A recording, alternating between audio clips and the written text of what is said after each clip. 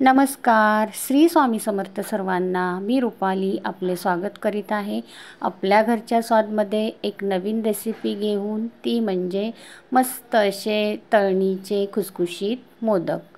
2 ते 3 दिवस हे मोदक मस्त खुसखुशीत राहतात। चला तर मग संकष्टी येतच आहेत, तर बाप्पाच्या प्रसादासाठी हे मोदक नक्की ट्राय करा आणि व्हिडिओ स्किप न करता नक्की पूर्ण पहा। चला रेसिपीला सुरुवात करते। इथे मी एक छोटा नारळ खवणून घेतलेला आहे। त्याच्यासाठी मी गूळ घेतलेला आहे, 1 वाटी, पाऊण वाटी गूळ आहे।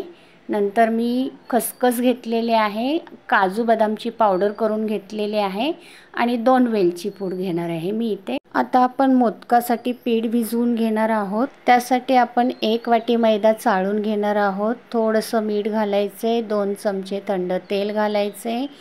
तेल व्यवस्थित पिठाला चोळून घ्यायचे आणि त्याच्यानंतर आपण थोडं थोडं पाणी घालून पीठ घट्टसर भिजवून घ्यायचे।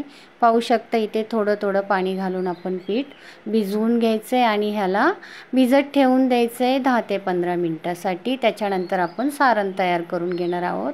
इथे मी कढईमध्ये खसखस घालून घेतली आहे, ती भाजून झाल्याच्या नंतर आपण किसलेला नारळ घालून घ्यायचा आहे। त्याच्यानंतर आपण गूळ घालून घ्यायचा आहे। गूळ तुम्ही तुमच्या गोडीनुसार घेऊ शकता। ह्याच्यामध्ये मी हे व्यवस्थित हलवायचे। थोडंसं तूप घातले, मी अर्धा चमचा तूप घातलेला आहे आणि इथे मी 1 ते 2 पेढे ह्याच्यामध्ये बारीक किसणीने खिसून टाकलेले आहेत। तुम्ही इथे खवा पण घालू शकता। त्याच्यानंतर ड्रायफ्रूट पूड घातलेली आहे, वेलची घालून घ्यायची आणि व्यवस्थित आपण ह्याला हलवून घ्यायचे। मस्त सारण होतं हे आणि हे मोदक 2 ते 3 दिवस नक्की टिकतात, तर नक्की ट्राय करा। रेडी झाले सारण, त्याच्यानंतर आपण गोळी लाटून घ्यायची आणि मोदक तयार करून घ्यायचे। पाहू शकता इथे मी लाटून घेते आणि आता ह्याच्यामध्ये सारण भरून आपण मोदक तयार करून घेणार आहोत। तर नक्की माझी ही रेसिपी तुम्ही ट्राय करा। तुम्हाला जर प्रवासात कुठे जायचं असेल तरीसुद्धा तुम्ही हे मोदक घेऊन जाऊ शकता।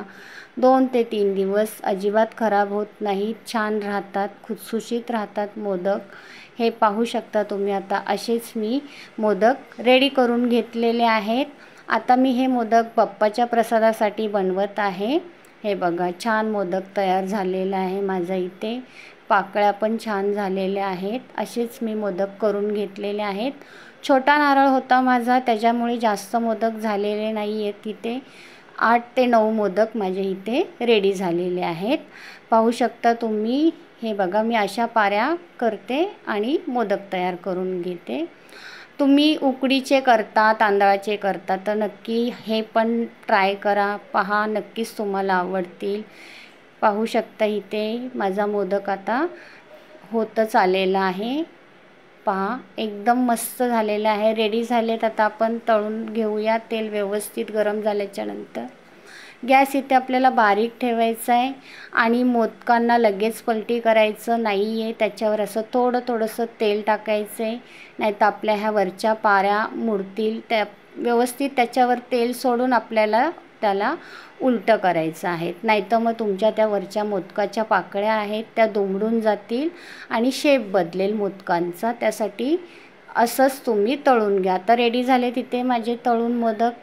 दुसरेसुद्धा मोदक मी असेच तळून घेतले। असं वरून तेल सोडायचे पाऱ्यांवरती आणि मग पलटी करायचे आणि पुन्हा त्यांना काढून घ्यायचे। लगेच पलटी करू नका, नाहीतर आपल्या ह्या पाड्या दुमडतील। रेडी आहेत मोदक, खोलून दाखवते तुम्हाला, मस्त असा होतो। चला तर मग नक्की ट्राय करा बाप्पाच्या प्रसादासाठी हे मोदक। आता मी हा प्रसादाचे ताट तयार करते आणि इथे बाप्पाला दाखवणार आहे। चला तर मग तुम्हाला माझी ही रेसिपी आवडली असेल तर नक्की ट्राय करा। व्हिडिओ आवडला असेल तर लाईक करा, शेअर करा, एखादी कमेंट नक्की करा। चला तर मग नेहमी हसत राहा, आनंदी राहा, मस्त मस्त खात राहा। भेटूया पुढील एका नवीन व्हिडिओमध्ये एक नवीन रेसिपी घेऊन। तोपर्यंत धन्यवाद।